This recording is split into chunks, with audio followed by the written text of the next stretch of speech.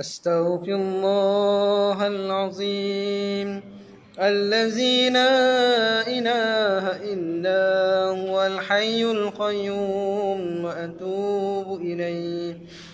أستغفر الله العظيم الذي لا إله إلا هو الحي القيوم وأتوب إليه.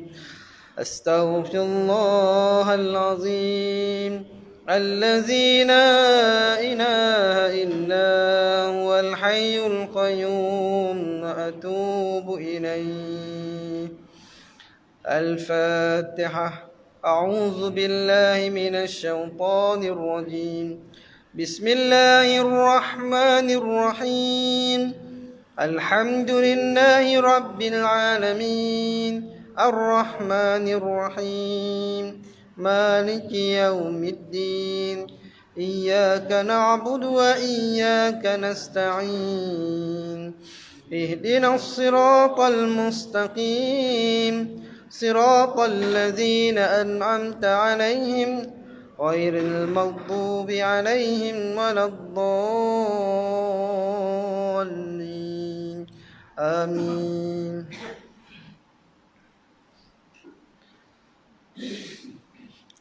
Assalamualaikum warahmatullahi wabarakatuh. Alhamdulillahi rabbil alamin. Wal 'aqibatu lil muttaqin wa la 'udwana illa 'alal zalimin. Allahumma salli ala hadzal nabiyil karim Muhammad sallallahu alaihi wasallam. الفاتح لما أغلق والخاتم لما سبق ناصر الحق بالحق والهادي إلى صراطك المستقيم وعلى آله حق قدره ومقداره العظيم. قال رب اشرح لي صدري ويسر لي أمري واحلل عقدة من لساني يفقهوا قولي.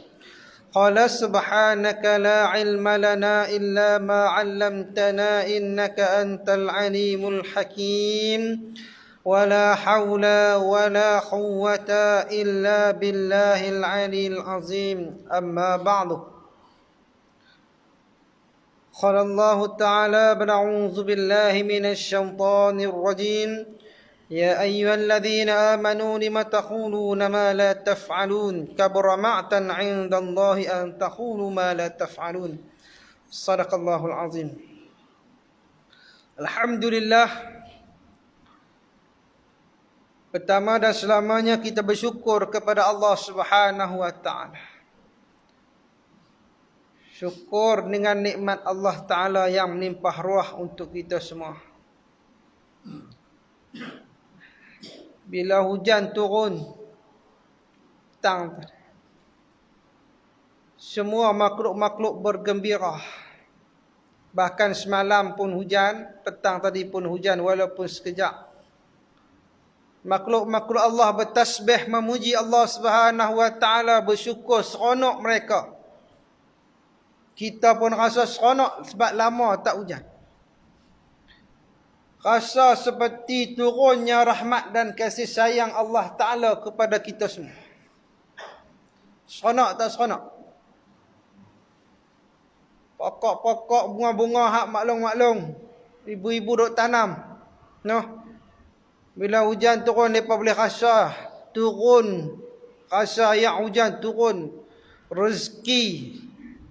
Turun rahmat. Turunnya maghfirah Allah.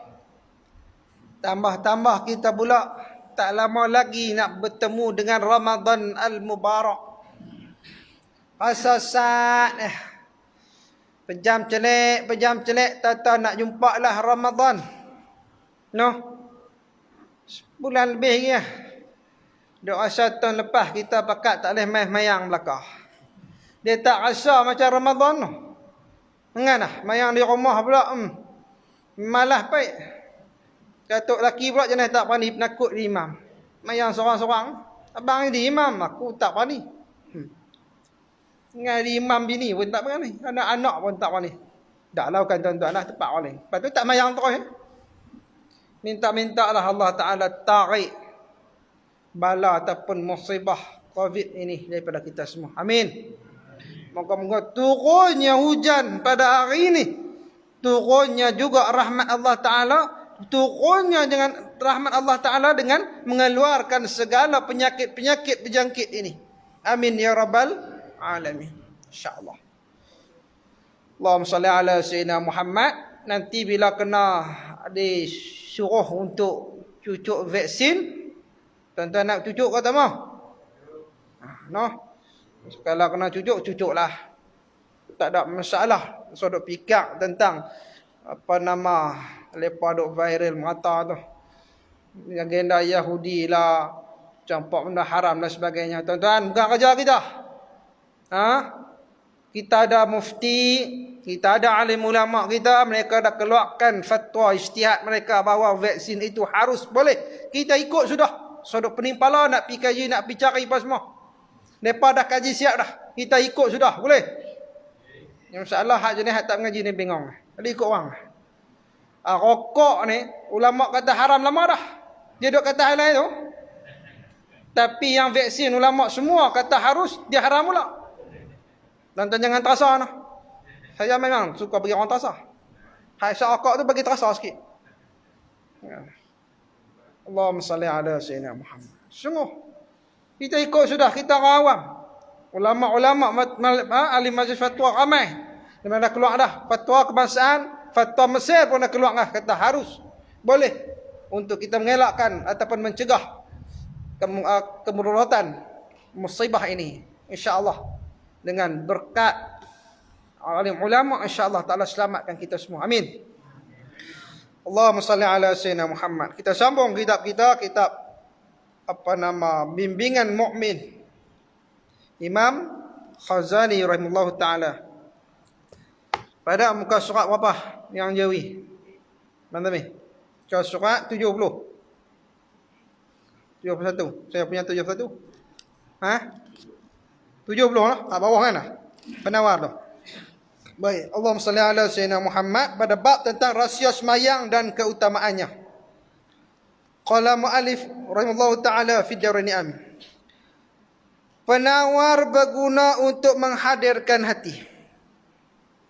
Ketahuilah bahawa setiap orang mukmin itu wajib memuliakan Allah Azza wa Jalla. Setiap orang mukmin wajib untuk memuliakan, mengangkat, meletakkan Allah Ta'ala ni atas segala hal. Takut hanya kepada Allah. La taqaf wa la tahzan innallaha ma'ana. Jangan takut, jangan gelisah. Allah Ta'ala bersama dengan kita. Nak takut kepada Allah. Dan yang paling takut di kalangan hambanya siapa? Para alim ulama. Innama yakhshallaha min ibadihil ulama. Sebab itu kita ikut alim ulama. Nak ikut nak cucuk ke tak ke vaksin ni, ikut alim ulama. Tok guru tu cucuk dah. Sebab apa? Nak meyakinkan rakyat. Mufti-mufti dah cucuk dah. Sebab apa? Nak meyakinkan rakyat kata hak ni harus boleh. No? Ni hak jangan-jangan ni hak kata haram ni. Ngaji tak tahu mana. Dia kata semua Yahudi lah. Nak kau Yahudi datang ni pun Yahudi. Mike ni pun Yahudi. Ni pun Yahudi. Kan? Kalau kita manfaatkan untuk agama, manfaatkan untuk Islam, tak ada masalah. Baik itu apa hal pun tuan-tuan nak selamat ikut alim ulama. Tengok alim yang paling ramai. InsyaAllah selamat. Faham tu?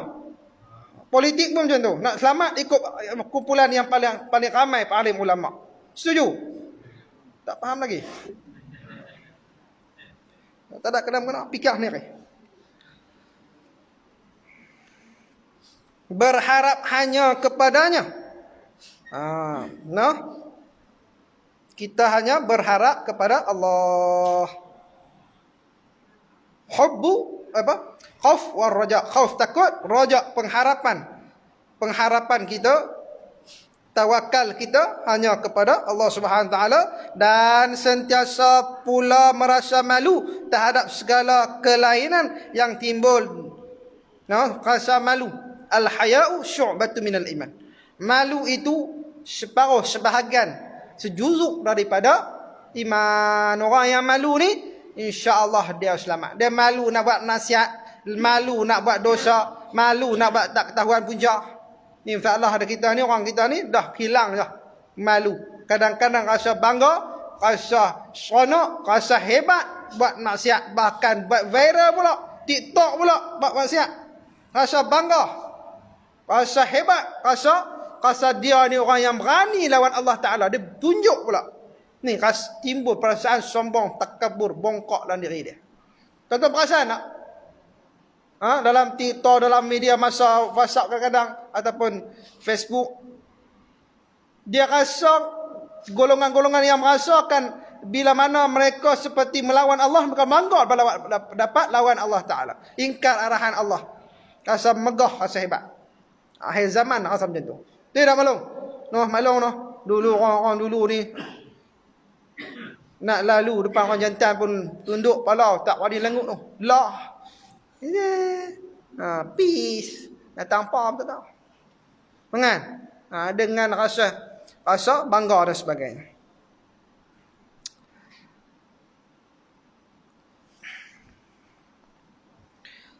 Malu terhadap segala kelainan yang timbul tersebab dari perilakunya terhadap Allah Ta'ala. Orang malu. Malu terhadap Allah Ta'ala dengan apa yang dia buat kepada Allah Ta'ala. Dengan perbuatan dia malu.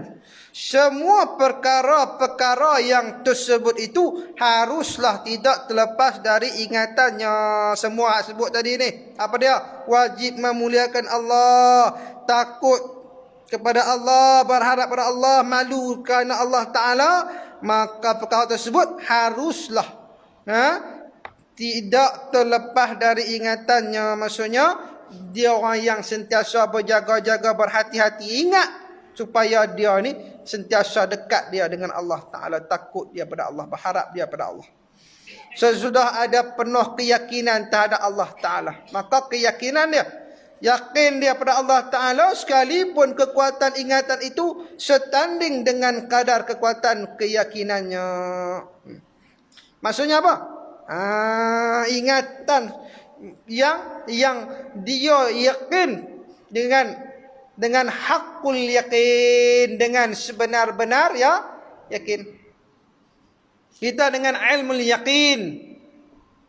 Batu dengan apa? Dengan ainul yakin, hakul yakin.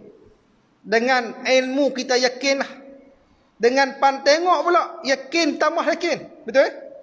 Kita orang habaq kata rumah terbakar Betul tak? Kita dapat ilmu, kita dapat maklumat kata rumah dia terbakar. Yakin tak ke? Yakin lah, tapi kurang tak? Dia balik-balik tengok yakin semua. Rumah dia terbakar. Nak sampai hakku yakin, masuklah rumah tu. Rasa penah tu. Tu sampai hakku yakin. Ainul yakin tu dah nampak dah depan mata. Rumah terbakar. Betul ke rumah aku ni? Tak percaya masuk tengok lah. Dengar lah. Dia yakin sampai ke Allah Ta'ala ni kepada hak sebenar-benarnya. Yakin Allah Ta'ala ni maksudnya kita menafikan segala ketuhanan yang lain ataupun Tuhan yang lain. Menidakkan segala ketuhanan, melainkan Allah Ta'ala. Sebab terhindarnya sesuatu semayang dari ingatan kepada perkara-perkara tersebut. Karena semayang ni lah yang akan menghindarkan kita beringat benda-benda yang lara, benda-benda yang mengacau, mengganggu kita dalam kelalaian kita dalam semayang. Maka bila mana kita takut, bila mana kita malu, bila mana kita berharap, maka benda ni lah yang akan menguatkan kita, yang akan menghindarkan kita daripada semayang. Maksudnya semayang yang khusyuk, nak dapat khusyuk ni kena ada benda ni. Faham tak? Bahasa Jawi lama ni pening, benda mudah ya. Macam mengaji tauhid. Mengenah. Dia taklah susah tuan-tuan, tapi dia ayat orang bahasa lama ni dia pening sikit, dia pusing. Tanpa dia nak kata dah. Ni kitab ni gagah ni lah. Kau baca kitab kuning saya pun lama tinggal dia pusing tak jumpa. Dia pergi ke mana tak tahu. Sedangkan benda tu kalau kita tengok buku-buku kita yang diterjemahkan oleh ulama-ulama temporary ni, ulama terkini ni agak mudah bahasa dia. Lepas tu kalau dah lah kita lama. Kadang-kadang tok guru lama dia cerita cara lama pun peningak. Kan. Kalau kita lama, cara penyampaian itu cara yang terkini, bahasa yang mudah, maka anak-anak muda pun mudah baca. Tapi kalau bahasa lama, orang muda dia pening tu ya. Kita pun pening, ayat pun pening. Baik.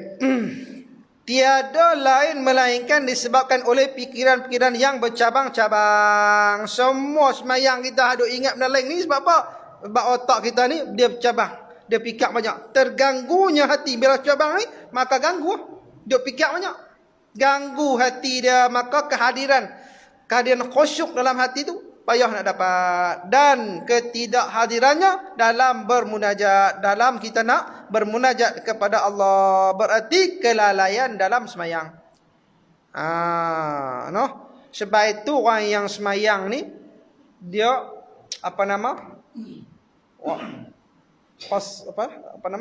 dia lalai dalam semayang tu.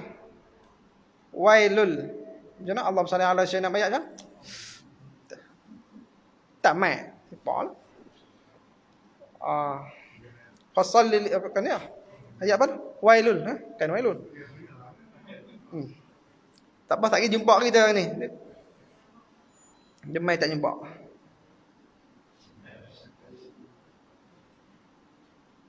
Dalam surah apa? Surah Mukminin. Mukmin apa? Mukmin kan? Al-Mu'minun. Al-Maun, Al-Maun, wailul lil musallin apa? Wailul lil musallin. Ayat tu. Payah jumpa. Wailul lil musallin. Neraka wil bagi orang yang semayang tu. Semayang apa? Fawailul lil musallin. Fawailul lil musallin.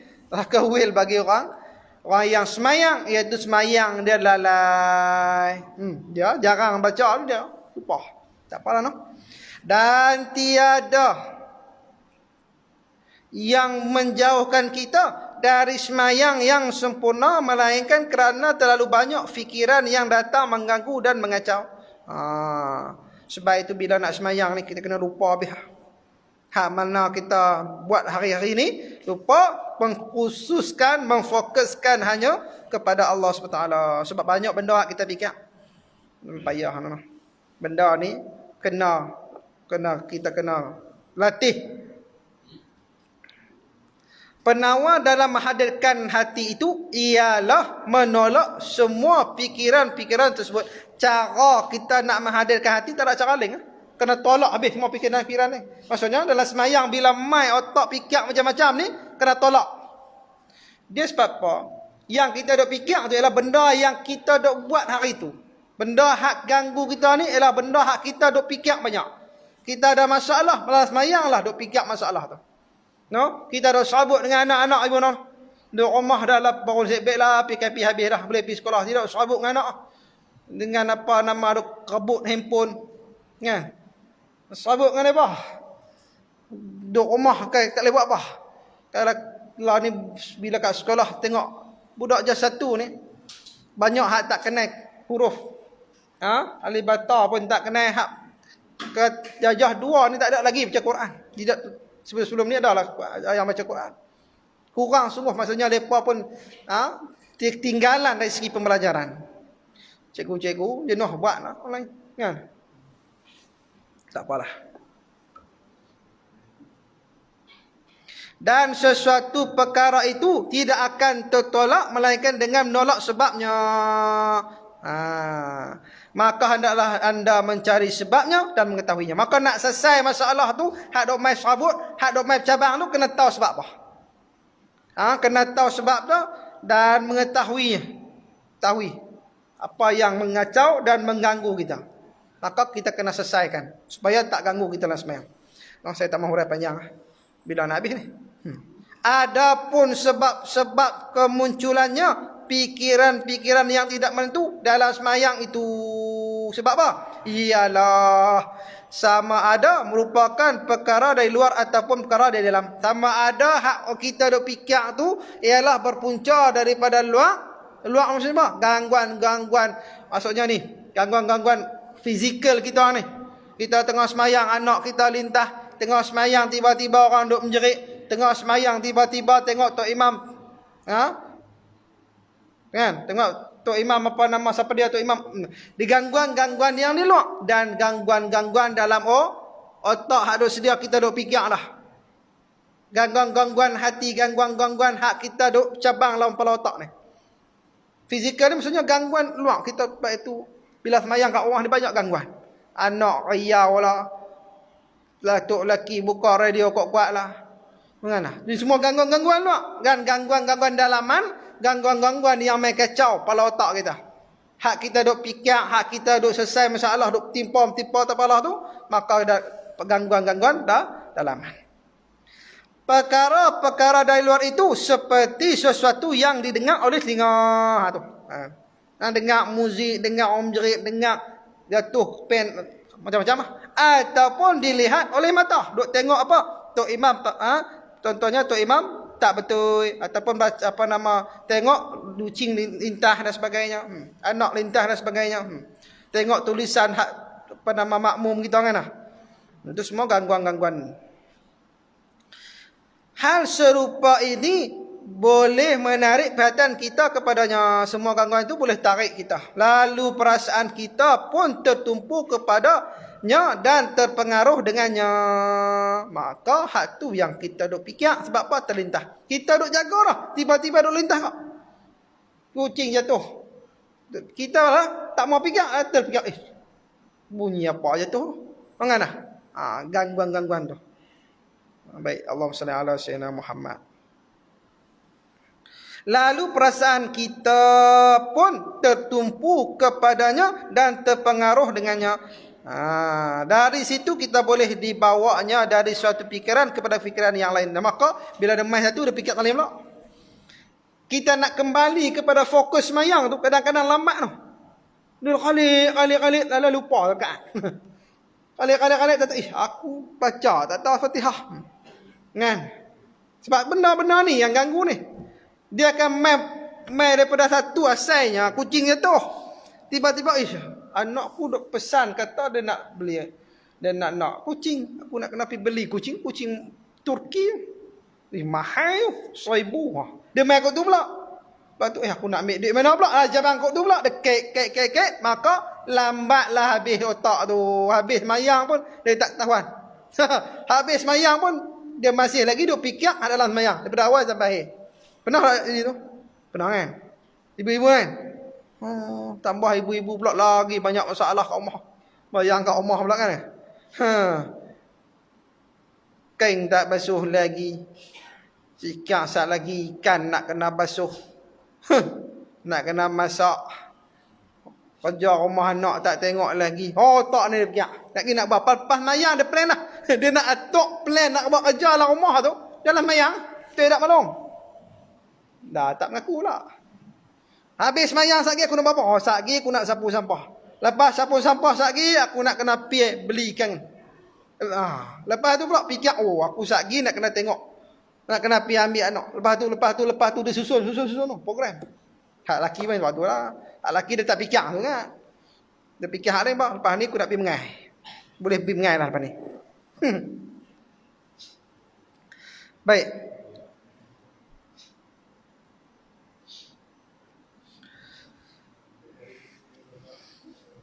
Sampai bercabang-cabang pula fikiran kita pada ketika itu semuanya yang kita lihat di hadapan kita akan menjadi sebab fikiran. Orang yang kukuh niatnya dan kuat keazamannya tidak akan dilalaikan oleh segala sesuatu yang bermain pada panca inderanya. Orang yang kukuh betul-betul niat. Lepas tu time niat ni dia kena betul-betul fokus. Daripada niat tu kita dah cabang lah pada otak kita. Asal duk niat kita tak boleh fokus.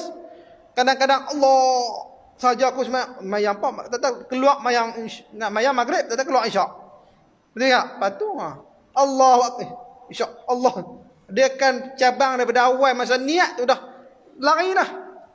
Maka hak lepas-lepas tu kan lari lagi.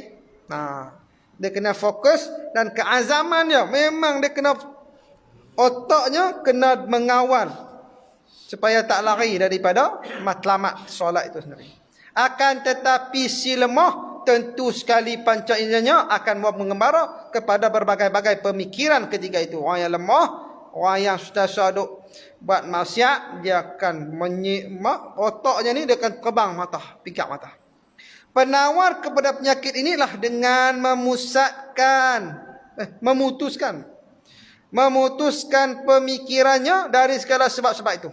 Sebab-sebab ini. Maka nak selesai masalah ni, penawar segala penyakit. Semua penyakit ada penawarnya. Maka penyakit hati semayang ni pun, hak rosak lalai semayang ni pun, apa dia? Sebab ini iaitu dengan menutup mata sebelah dahulu. Dia cerita. Teknik nak kembali kita fokus supaya kita tak lalai semayang, yang pertama dia kata apa? Tutup mata sebelah. Nak buat macam mana atas sebelah? Try tak buat. Jadi tutup mata sebelah. Ada orang kata bila pejam mata lebih khusyuk. Baik. Semayang pejam mata makruh. Tetapi kalaulah dengan menutup mata itu dia lebih khusyuk, maka tidak mengapa, tak jadi makruh. No? Tapi sebenarnya bila pejam mata lagi banyak otak kita duk cabang. Bila orang buka mata, kita akan fokuskan, pusatkan mata kita ke tempat sujud. Sebab itulah ulama ajak kita nak memfokuskan solat itu dengan mata kita tumpu kepada tempat sujud. Sebab itulah tempat sujud kita, sejadah kita ni sejadah yang biasa-biasa. Jangan hak banyak tulis, hak banyak biasa dan sebagainya. No? Hak biasa ni, tengok kawan sebelah. Sejadah dia made in Turkey, terbaik. Aku lepas ni nak beli macam tu. Sedap sikit. Kan? Tak sakit kepala. Sujud pun macam lembut, macam span. Khusyuk lah sikit. Bohong lah. Khusyuk. Kan? Lagi sedap dah lah lena sama yang. Sedap sangat. Maka tutup mata sebelah terlebih dahulu. Kemudian bersungguh-sungguh. Mana?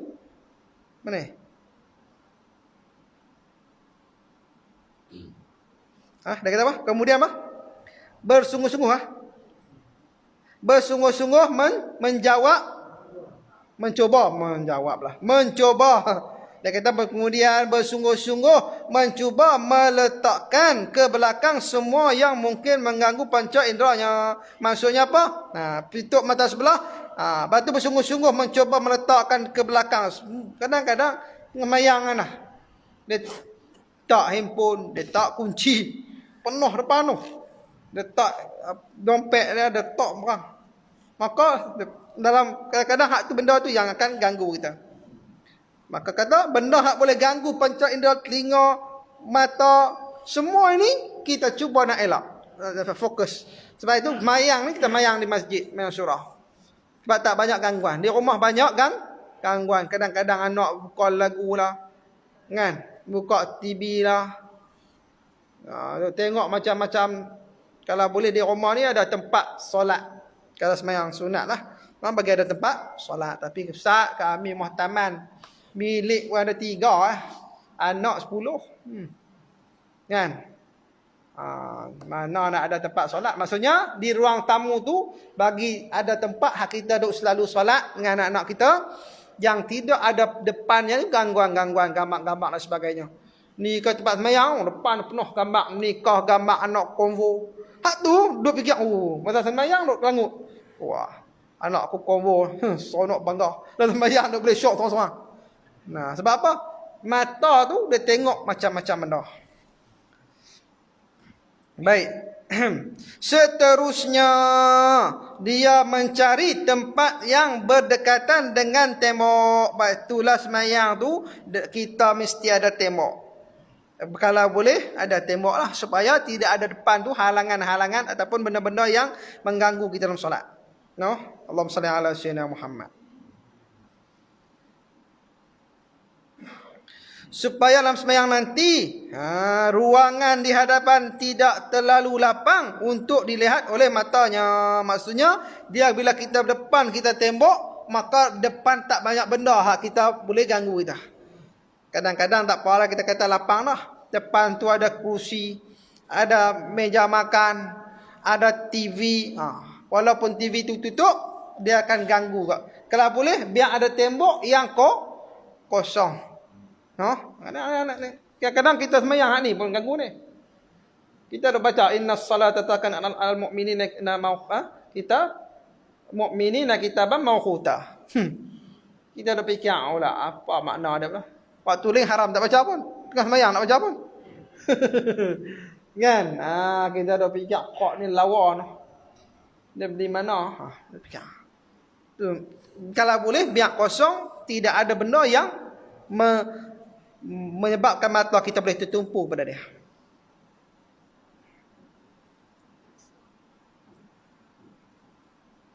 Dan hendaklah dia menjauhkan diri dari menunaikan semayang di jalan-jalan raya, yakni di tempat lalu lintas orang ramai. Adapun di tempat yang berlukisan, ada lukis atau tikar-tikar yang penuh dengan gambar-gambar dan warna-warni, kerana semuanya itu boleh menyebabkan kelalaian dalam solat. Maksudnya jangan semayang di depan jalan raya, di tempat lalu lintas, di tempat yang ada lukisan banyak, tempat tikar-tikar gambar-gambar warna-warni, semua tu benda hak boleh menyebabkan otak kita ni berfikir.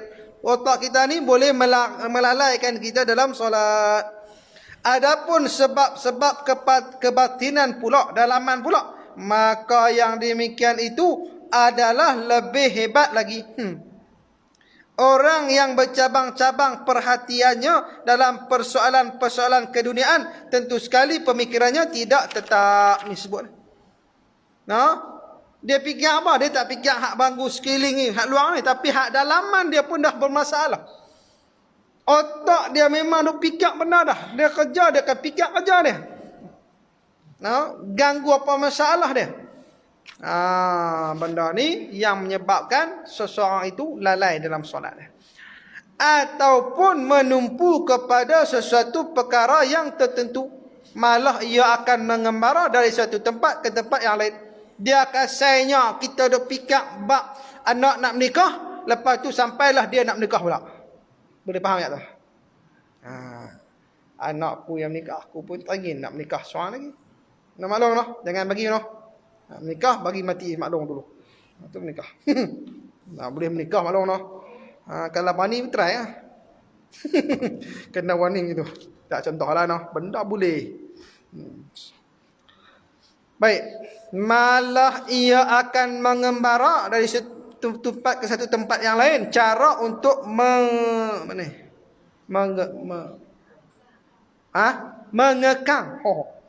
Pandai maklum. Mengekang ataupun menghalang pemikiran ini dari berlaku ialah dengan memaksa diri untuk memahami. Maka nak bagi hilang semua pikiran-pikiran kita, duk fikir masalah, duk fikir kerja, duk fikir anak, duk fikir duit tak cukup. Dengan apa? Paksa diri. Kita duk fikir, maka kita fokus balik, paksa diri untuk memahami, ya kita. Memahami atau mengikuti makna-makna bacaan yang dibaca dalam sembahyang. Baik itu ulama suruh cara nak khusyuk, iaitu kita faham makna bacaan dalam solat. Maklum paling kurang Fatihah lah. Boleh ingat tak makna Fatihah? Mayang 40 tahun dah. Fatihah pun tak tahu makna ni. Baik budak tadika kata. Dengan nama Allah yang Maha Pemurah lagi Maha Penyayang. Kan? Segala puji bagi Allah. Mereka pun ingat. Tapi mereka kata apa? Punya tu makna Fatihah. Mereka syok nyanyi. Saya mereka suruh ajak budak prasekolah. Aku pun pelik juga. Saya guru disiplin. Budak guru paling garang. Saya lalu. Selalu. Sengak habis. Mereka suruh saya ajak penipala. Tapi kan, mereka kata hang garang, hang boleh ngajak apa? Lepas so saya menari nyanyi dengan mereka. Tapi lagu-lagu nasyid lah kan. Dah saya malas buka laptop, buka TV hak depan tu, ampam nyanyi lagu Omar Hana ke, Alif ke apa kan lah. Contohnya tajuk semayang, kita buka lagu-lagu bab semayang. Bab malaikat, buka lagu bab malaikat, budak-budak pra. Nyanyi ya. Kita pun nyanyi je. Kan? Allah. Tak apa lah. Rasa macam tak kenal kita kan. Itu orang perempuan lah patut mengajak pra ni. Rupanya lah pesuruh saya. Sebab apa? Oh, saya pandai menari. Nyanyi. Nyanyi apa? Saya buka YouTube lah. Aduh. Bani nak suruh lepas cari orang lain lah. Lepas bila kita duduk buat itu, lepas gelak kita pula. Lepas tengok tak. Hang boleh nak ajak. Aduh. Tak apalah. Maka kita katakan memahami makna-makna bacaan yang dibacanya dalam sembahyang. Kita kata alhamdulillah Fatihah kita faham dah, dan kita cuba untuk memahami ayat-ayat yang dibaca oleh imam. Bahkan hak kita baca pun kita cuba untuk faham. No? Nak faham macam mana? Kena mengaji. Baik. Dan melarang diri dari mengingatkan perkara-perkara yang selain dari itu. Melarang diri. Kena kontrol lah. Untuk membantu melaksanakan cara ini, seorang yang ingin bersemayang hendaklah bersiap sedia sebelum bertakbir. Dah kena siap sedia dah. Kena ready. Kena betul-betul rasa berhadapan dengan Allah Ta'ala, rasa takut pada Allah Ta'ala ni, maka siap diri dah dengan wuduk yang sempurna. Kadang-kadang ada mai gangguan ni daripada awal ni. Mai daripada kita punya pakaian, daripada persekitaran kita, mai dalam keadaan kita kalut dah lewat, dalam keadaan kita baru balik kerja, dalam keadaan kita ni bau busuk. Kan? Kata busuk boleh semayang tak? Memanglah. Benda itu boleh mengganggu. Bahkan ganggu orang sebelah lah. Kan? Makan petai. Betul, makruh petai. Benda-benda ini semuanya boleh mengganggu pada solat. Maka kena siap sedia pakaian yang elok, tempat solat yang elok, yang sesuai. Dan daripada kita nak ambil wuduk, itu wuduk yang sempurna. Lepas tu dengan apanya, Allahumma salli ala sayyidina Muhammad, dengan doa dan sebagainya. Doa paling-paling kita kata baca surah An-Nas, gangguan-gangguan syaitan dan sebagainya, no? Sebelum sembahyang tu, dan doa-doa yang diajak oleh Nabi SAW. Lalu memperbaharui ingatannya tentang hari akhirat dan tempat bermunajat itu serta dia kata bahayanya keadaan ketika itu. Maka kita memperbarui ingatan kita tentang apa? Tentang hari akhirat, ingat hari akhirat. Tentang apa? Tentang bahayanya ketika mana hari akhirat esok, apa yang kita berlaku bila mana semayang kita ni lalai. Sebab apa Allah Ta'ala meletakkan orang-orang yang semayang dalam neraka wir, orang yang lalai, orang yang ambil mudah, orang yang ambil ringan. Semayang-semayang tapi tak jaga hak semayang itu. Sebab dia sedang berhadapan muka dengan Allah Ta'ala. Bila semayang ni, kita menggambarkan Allah Ta'ala duduk depan kita. Tapi jangan duduk bayang. Orang kata, Ustaz, nak suruh gambar pula. Bayang Allah Ta'ala duduk depan kita. Tak boleh lah, no. Nak bayang tu lah. Nak kena bayang muka, nak kena bayang tangan apa semua. Dah, Allah Ta'ala tak macam kita. Allah Ta'ala ada mata kah? Tak. Melihat. Guna mata kah? Wallahualam. Allah Ta'ala mendengar. Guna telinga kah? Tak. Allah Ta'ala mengetahui. Macam mana cara? Tak, tu ada fikir. Zat fizikal Allah Ta'ala tu bukanlah kerja kita nak fikir. Nak jumpa dengan Allah Ta'ala, tunggu esok. Bukan esok lah. Maksudnya bila mati esok, di antara disebutkan oleh alim ulama, nikmat paling besar ialah melihat Allah. Tu pun bukan semua orang. Orang-orang yang tu pendapat alim ulama. Tapi tak ada pun nas ataupun daripada Nabi SAW. Tapi alim ulama mengatakan demikian. Kita kata boleh masuk syurga tu pun dah dikira rahmat besar Allah Ta'ala dah. Masya Allah. Allahumma salli ala sayyidina Muhammad. Sebab dia sedang berhadapan muka dengan Allah Ta'ala, dan Allah dapat menyingkap segala rahsianya pada masa itu. Allah Ta'ala lah menyingkap rahsia. Sebelum mengangkat takbir, hendaklah ia menumpukan segala perhatiannya dan hatinya kepada sembahyang. Maksudnya masa takbir tu Allahu Akbar, menumpukan ingatannya, fokuskan kepada salat, fokus kepada Allah Ta'ala. Tapi dah semayang, Sebelum semayang pun kita dah, masa ke takbir pun kita dah fikir macam-macam dah. Dalam semayang lagi-lagi lah. Itu saya sebut tu. No? Lepas tu bila Allah ya, buang semua ingatan-ingatan lain.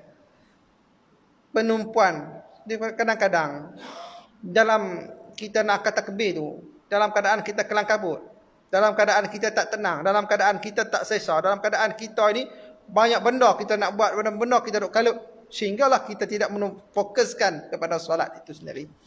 Itu menyebabkan takbir kita pun dalam keadaan takbir itu pun dah ada gangguan-gangguan. Nah, gangguan-gangguan fikiran dan sebagainya.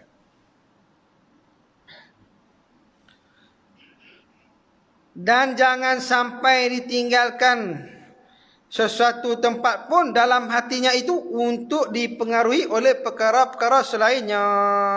Jangan biar satu benda pun mai melekat, mai pengaruhi kita untuk kita fikir benda lain selain daripada solat. Maksudnya kena fokus.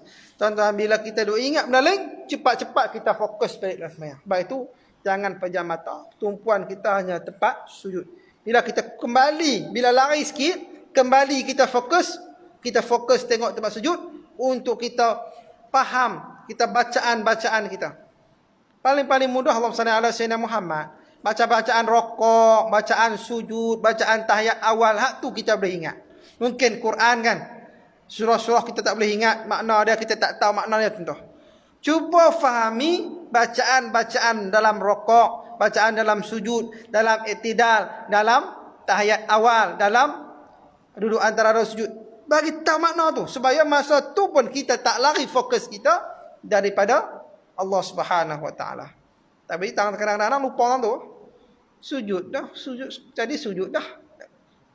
Nah, tang sujud tu hak nak kena 2 kali tu benda kata aku sujud lagi tahu tadi. Nah. Dia boleh lupa. Ini kan dah sujud sekali ya. Tahiyat awal tu telah kadang-kadang naik terus ya. Sebab dia semuanya akan mengganggu. Nah, sikit kan. Apabila gelombang pemikirannya masih belum lagi dapat disembuhkan oleh ubat yang seharusnya boleh mentenangkannya, maka hendaklah ia mendapatkan ubat pembersih yang boleh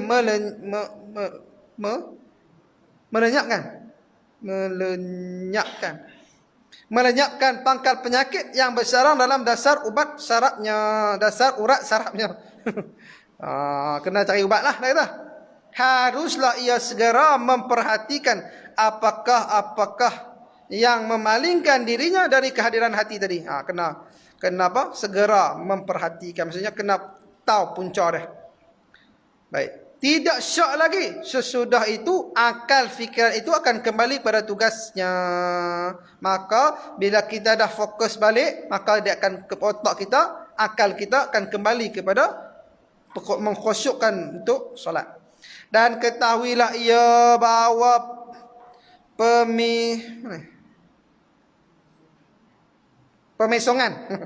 Pemesongan yang berlaku tadi tiada lain melainkan disebabkan oleh gejala-gejala syahwat. Sebab tu ulama mengatakan sebab apa kita banyak tak khusyuk, banyak kita lalai ni sebab dosa kita, syahwat kita, nafsu kita. Di antara punca kita banyak lalai dalam solat. Puncanya apa? Ni syahwat. Puncanya apa? Banyak maksiat, banyak dosa. Hal tu menyebabkan di antara gejala disebabkan oleh syahwat kita. Maka ia pun segeralah